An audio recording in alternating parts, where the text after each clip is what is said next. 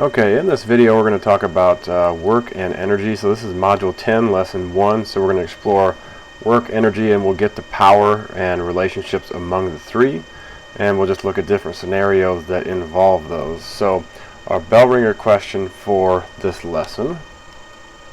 So how can energy from power plants be stored in the grid for later use? You can do some quick research on this if you want to. I have a video link posted here that you can watch that, and then you can answer that question. But there are a couple different ways that they do it. If you have windmills or something like that, then those usually have some kind of a battery that they'll store their energy in. Okay, so it's like they have a windmill farm, and they'll store all their power in a battery type of scenario. If you have maybe a power generating plant or something like that. Okay, there's a smokestack. You got your high voltage power lines that's going to the city. This one would or could store this power in a battery as well. There's other scenarios where they store this in a hydroelectric scenario. So the water might come through and pump through generators or something like that, which creates the voltage. But then later on, in the end of the day, they'll have a pool of water down here on the level of the plant, or a few pools of water, because they pump the water through the system. But then later in the day, during low demand times, they will pump that water back up to a reservoir that's at a higher level or something like that. So say we have a hill or something here, and then we have our water beds up there. So during the low demand hours, after they have pumped all the water through the system, they've generated the power for the day, the end of the day rolls around, they take this water and they pump it back up to these reservoirs, so that way it can come back down the next day and go through the system. So that's another way they store it, and this would be using gravity to produce that energy. So we're talking about work in this lesson, and generally when a force is applied through a displacement, so we have a force and a direction, work is done in the system.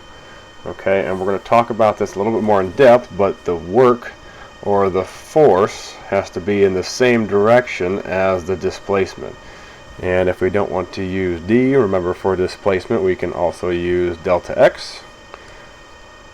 So force and displacement have to be in the same direction. So remember, both of those are kind of vectors, so both vectors have to be in the same direction.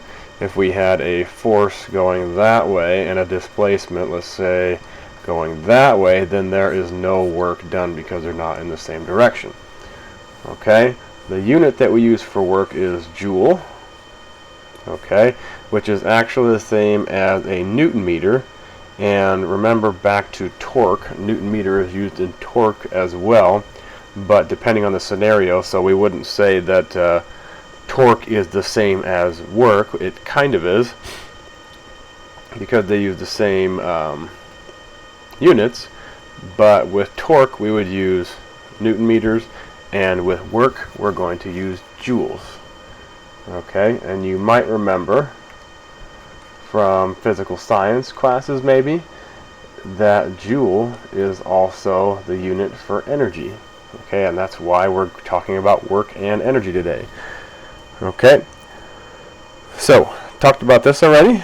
So this force times distance only works when the force is exerted in the same direction as the motion. So let's look at a scenario down here, a little diagram. So you have a backpack, maybe it's on the lab table or something like that, and you want to move it over to your buddy because maybe they want to get a pencil out of it or something like that. So you push on the side of the backpack with a force. Your backpack moves a distance from where it was. Okay, it moves a displacement. And so we've done work in this scenario. We would take our force times the distance that we've moved, and we could figure out the work in joules. Okay, so work is force times the distance. So the basic equation, we have that already. So if you didn't write that down, you can write that down now.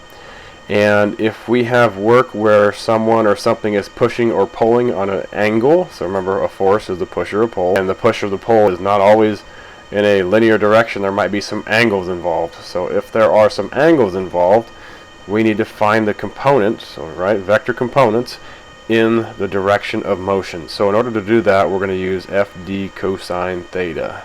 So this is a pretty easy formula to use, but in general, I'll show you quick how it works. So say we have a little kid pulling his red Flyer wagon.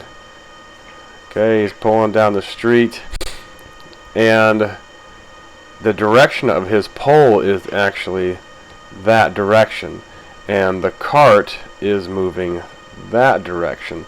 So technically, the force and the direction, or the force and the distance, are not going to be in the same direction, because our distance is this way, or our displacement left and right, and our force is on an angle.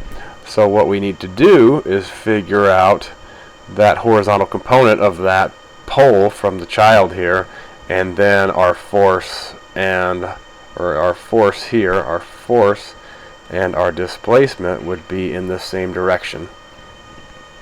Okay, so this is the equation that we're going to use for that. FD cosine theta, where theta is the angle created by the force. So again, this is important. That's why it's on here all the time. Direction of the force must be in the same direction of motion. So we're going to consider this scenario here. So is work being done by planets orbiting the Earth? Right, so there's a force involved, but we have to determine what direction the force is compared to how it's moving. So we're just thinking maybe some arbitrary planet going around the sun in a perfect circular pattern, which we know that that doesn't happen. But think about the way circular motion works. So we're going around the sun like that. So there's a centripetal force involved. Remember, centripetal force is center seeking, so throughout the whole thing, the force is going to be pointing towards the center. Alright, and then think about the motion of the object every time we get to one of those vectors, those arrows there. So my motion would be that way, my motion would be that way, right? Because that's what centripetal force is.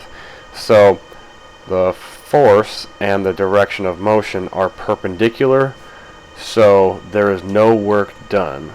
Even though the planets are moving through a certain distance, there is no work done for any kind of centripetal situation. Okay, so there's no work done there. So here's that explanation there. Okay, now this is another piece to it. The speed of the planet doesn't change. The force is always perpendicular to the motion of the planet. So there could be some outside force, maybe. Say that we have an asteroid coming, and the asteroid hits the planet and hopefully doesn't obliterate it. But this asteroid could be doing work on the planet, because that planet's going to be going that way faster after the asteroid hits it. However, the sun would not be doing the work in the scenario.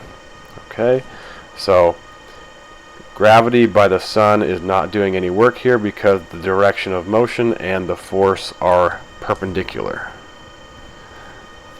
Alright, so let's look at an example of, we talked about these two examples already. Let's look at an example below here.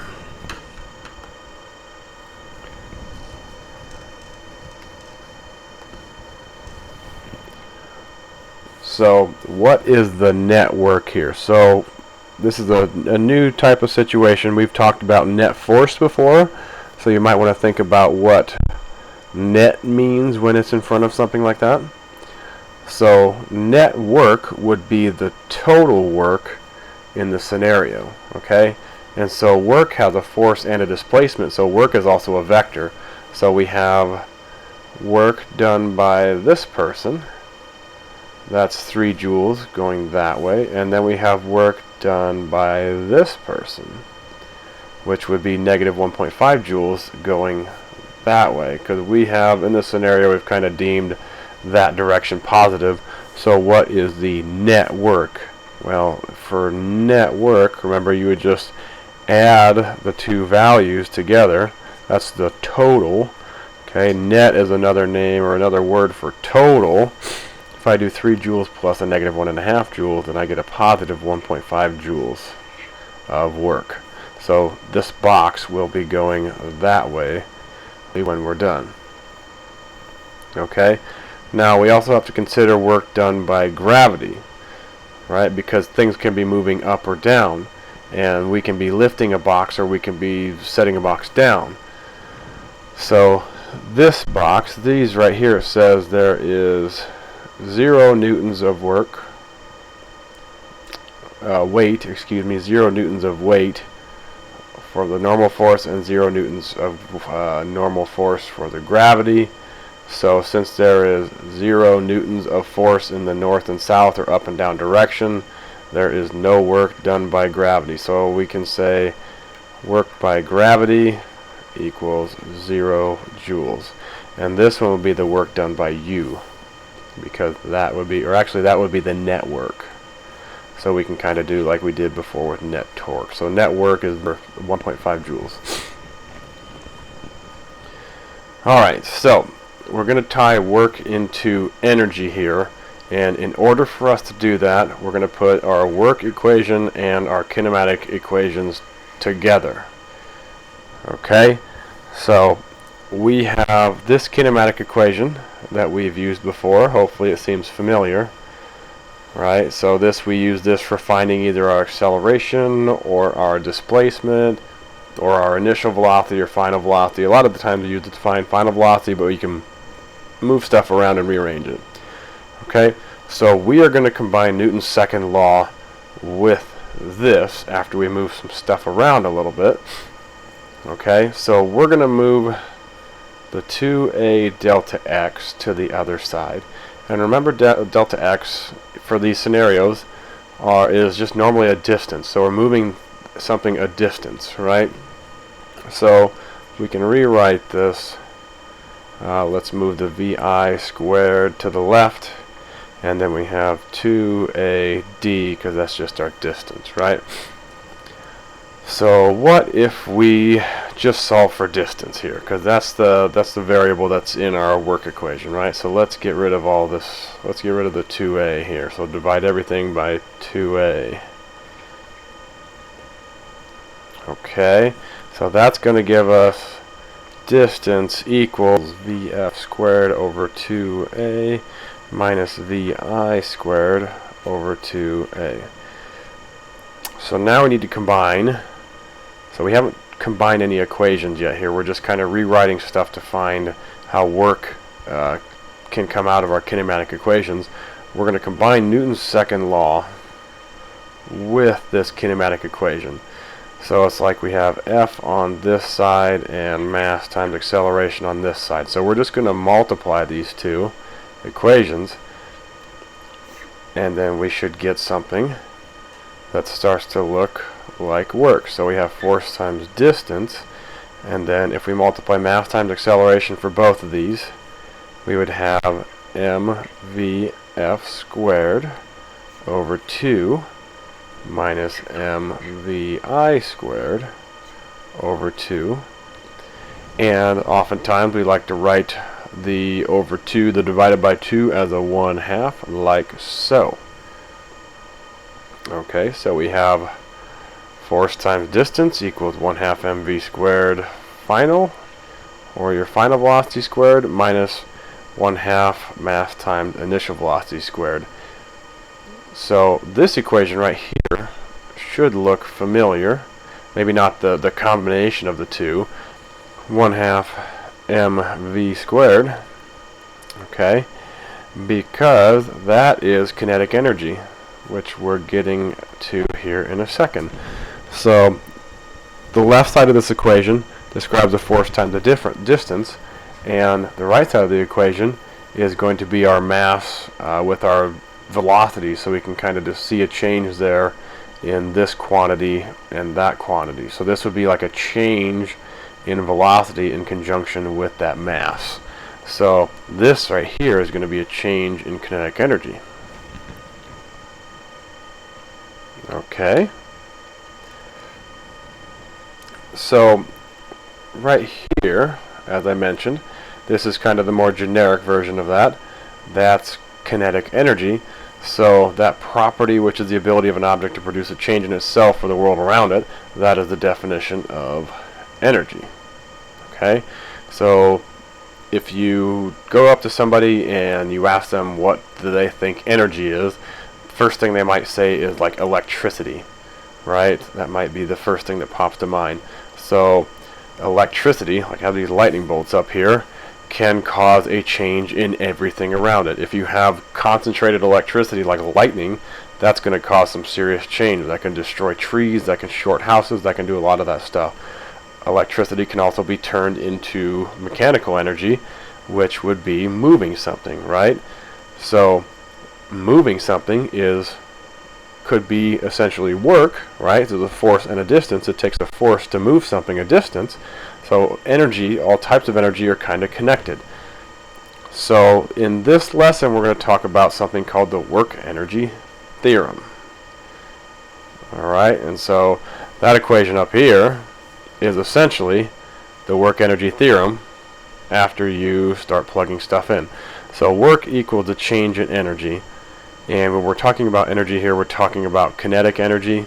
So work is going to be final kinetic energy minus initial kinetic energy.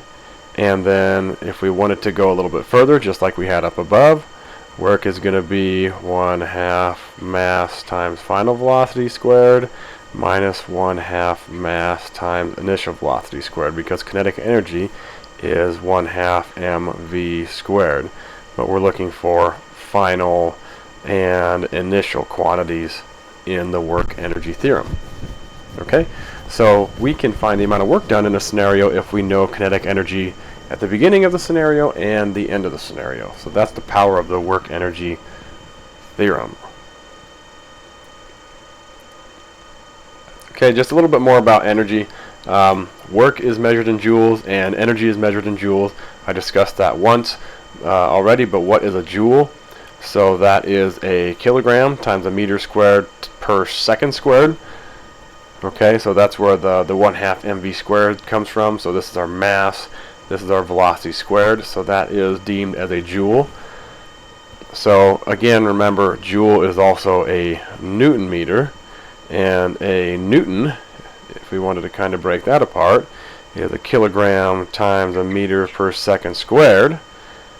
And if we have that extra meter in there, then we can see how Newton meters, joules are the same.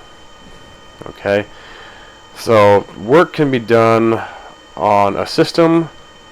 Okay, so and the system can be doing work on things, and the world can be doing work on a system. So we have the two different areas, but that will come out. We don't have to kind of memorize this, because if we have our Work-Energy Theorem, then we'll kind of figure this out. So if work is positive, then the external world is doing work on the system, so giving it more energy. And if work is negative, then the system is doing work on the world. So this would be a loss. So this would be like a gain in the system, so gain in energy, and this would be like a loss of energy. So if we talk about losses of energy, that could be lost due to non-conservative forces.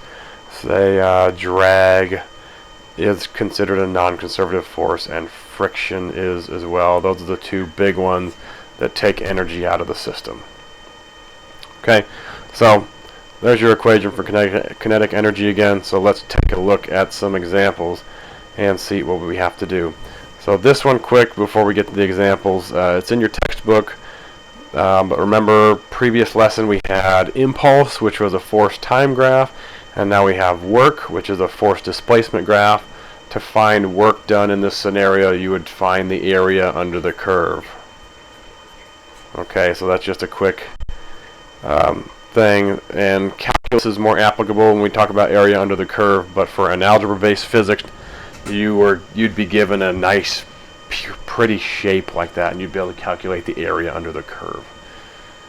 Okay. And here are some steps for solving work problems, but we're going to walk through these steps when we go through the example. Alright, so I think I have about 6 examples on here, so let's take a look. So we're going to be using our equations for work and kinetic energy and our work-energy theorem to solve these problems. So let's take a look at all these.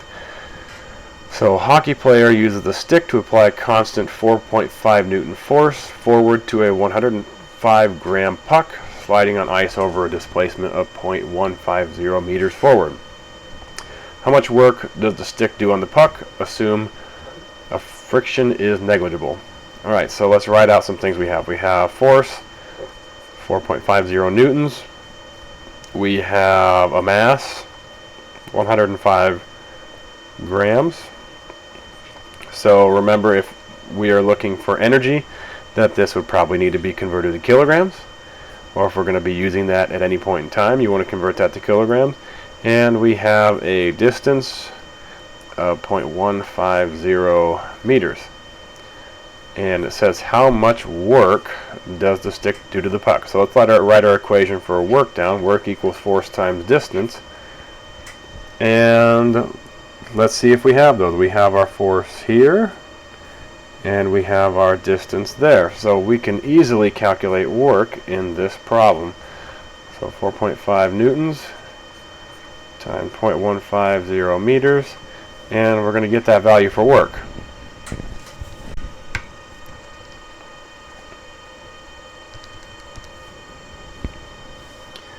Which is 0.675 Newton meters. And remember, we don't want Newton meters because that's not the precise unit for work. We want joules. So it's 0.6, let's just go 0.68 joules of work.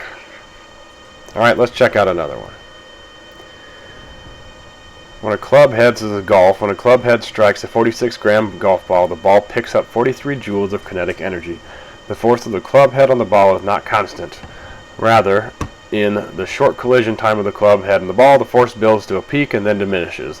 But for the purpose of the calculation of the problem, assume that the average force magnitude, which you can treat as constant, equals 2300 newtons. Over what distance is the club in contact with the ball? So this problem, there's a lot of extra stuff in here. Let's just kind of underline some numbers that we see. So 46 grams, 43 joules, and 2300 newtons. Okay, so we know that this is a mass quantity.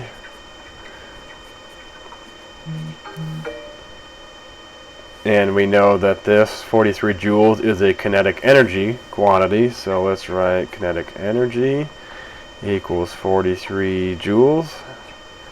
And then we have a force, which is 2300 newtons. Now we've got to kind of figure out what we want to do here. It says the ball picks up 43 joules of kinetic energy. So that whole statement right there is kind of important because that would be energy added to the system, right? So we want to do something with kinetic energy, and right now we have the work-energy theorem. So it's work equals change in kinetic energy. So 43 joules is actually our change in kinetic energy. So that's a positive 43 joules. And now we want to figure out the distance the club was in contact with the ball. So then we have work. Don't really have anything that we can pull out of there. So we have to break work down into, oops. Come on. So we have to break work down into a force times a distance. And now hopefully you can see that we have something that we can plug in. So we have 2300 newtons times a distance, which we're going to solve for, is 43 joules. And then a little bit of algebra, divide both sides by 2300 newtons. And we'll get that distance to be 0.019 meters. So the golf club was in contact with the ball for a distance of 0.019 meters, which is which is probably expected, because as soon as that golf club's going to hit the ball, right, it's going to be hitting it right there, and then it's going to apply a force, and that ball is just going to bounce off the club and get launched. So it's not going to be in contact for very long. Alright, so the next example here, we have a sailor pulling a boat a distance of 30 meters along a dock using a rope. Makes a 25-degree angle with the horizontal. How much work does the rope do on the boat if its tension is 255 newtons? Okay, so we have an angle involved. We have the sailor on the dock. And then we have the rope that he's pulling on, which makes a 25-degree angle. Okay, so remember our equations for work. Whenever we see an angle involved, then more than likely we're going to have to do some components. Right, so work equals force times distance times cosine theta. So that right there is the equation for work that will give us the component in the horizontal direction. Cosine is a horizontal, usually associated with horizontal values. Okay, so let's write down what we have. We have distance, 30 meters, 30.0 meters. We have an angle of 25 degrees, and we have a tension of 255 newtons. And I wrote a capital T for tension when I should have just written a force, because remember, tension is a force, so we're going to write force of tension. Okay, so really, if we kind of think about this, this guy is not directly doing work on the boat, right? He's technically doing work on the rope here, because when he moves, the rope is moving. So that could be one system that we look at, and the other system would be the rope and the boat, because the rope is technically pulling on the boat. If we think of force pairs, it's the force of the boat, force of the rope, and then force of the rope, force of the person, or force of tension on the rope, I suppose, and force of the person. So then that's why we want to use that tension, okay? Because if we wanted to find out what force he's pulling with, then we'd have to say, what's the force of the guy pulling, or the sailor pulling on the rope? We're saying rope on the boat. Okay, so we have the values here. Let's plug them in. And if you notice, we don't really have a value for work, but no, that's stupid.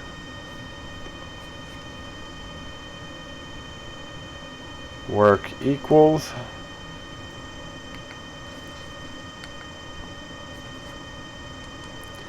so the force is 255 newtons.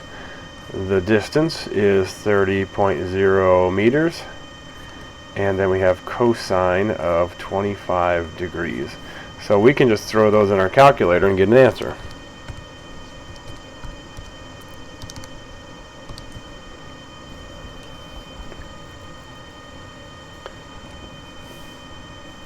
Which is 6,933.3. We'll go with that. And this would be, again, joules. The unit for work is the joule. Okay, so there is 6,933.3 joules of work done when the boat is pulled 30 meters at that 25-degree angle. So here's another problem involving an angle. So we have our box. Okay, we have our tall box, and we have a person here. So how much work is done pushing a tall box 15 meters with a force, the magnitude, which is 4.0 times 10 to the second, is applied slightly upward at an angle of 10 degrees from the horizontal. So that means this person is pushing at an angle like that. Okay, and we're looking for that component. We're looking for that horizontal component. So again, work equals force times distance times cosine theta. Cosine is our horizontal component. That's how we're going to get that. and let's write down what we have given to us. So a distance is 15 meters. A force is 4.0 times 10 to the second newtons, and that's standard form or scientific notation. I'm just going to write that out nicer for you guys. So we move the decimal place 2 right, so that's 400 newtons, and then we have our angle of 10 degrees. So just like in the last problem, we can just plug those values in and we should get the work that we have. So 400 newtons, and we're moving at 15 meters at an angle of 10 degrees, which gives us a work of 5,908.85 joules. Alright, the last couple examples here we're going to look at are going to involve our work-energy theorem. Okay, and let's just read it to see if how we can figure that out. So we have a 2,000 kilogram truck accelerating from 15 meters per second to 30 meters per second. What is the work done by the truck? So there is no force or distance really involved, but we could pull a force out of that if we wanted to, just mass times gravity, but that's not really going to help us figure out the work done by the truck moving from our 15 meters per second to our 30 meters per second. Okay, so our other option, like I said, is our work-energy theorem. So work is equal to the change in kinetic energy. And we can find this because we're given two values. We're given an initial velocity and a final velocity. So what we want to do is find our final kinetic energy, like so, and then we're going to subtract our initial kinetic energy. And I'm just going to kind of write those out as the actual formula for kinetic energy so we can kind of see that we have everything to plug in. I need those squares up there. So work is going to be 1/2 mv squared final, 1/2 mv squared initial, which we have everything we need. We have a 2,000 kilogram truck, we have an initial and final velocity, so we can plug all those values in. And we can just put those in our calculator. So this is going to be this minus this, and we're going to end up getting 675,000 joules. Right, so if we were given a distance that it took for the truck or the car to go from 15 to 30, then we could figure out the force generated. Or if we were given a force that it took to go from 15 to 30, then we could figure out a distance generated by using the work-energy theorem along with our equations for kinetic energy. Alright, so let's take a look at one more problem down here. So this kind of looks like something we did last unit with the collision here. So a 2,500 kilogram truck is moving at 25 meters per second. Okay, so this one, 25 meters per second, with a 1,200 kilogram car that's going 18 meters per second in the same direction. So they're both going that way. Okay, the car and the truck bounce apart after the collision, and the car travels at 21 meters per second for a short distance before slamming on the brakes and stopping. What is the work done by the truck on the car? Okay, so we're going to use our work-energy theorem here to find the change in kinetic energy, but we're going to be looking at the change on the car because the truck is doing the work on the car. So if we can find that change in kinetic energy on the car, then that will give us the work done by the truck. So just like up above, we're going to plug in all the values, and then we're going to plug it in our calculator. And when we put all those values in our calculator, we end up getting 70,200, and the value for that is, or the unit for that will be joules. So the work done on the car is 70,200 joules. Okay, the work done by the truck on the car is 70,200 joules. Okay, so all these examples, so we did basic work problems, then we did work problems with angles involved, and for the final problems we covered our work-energy theorem. So hopefully this helps you understand how work is done in a system and how we can use energies to solve the work done.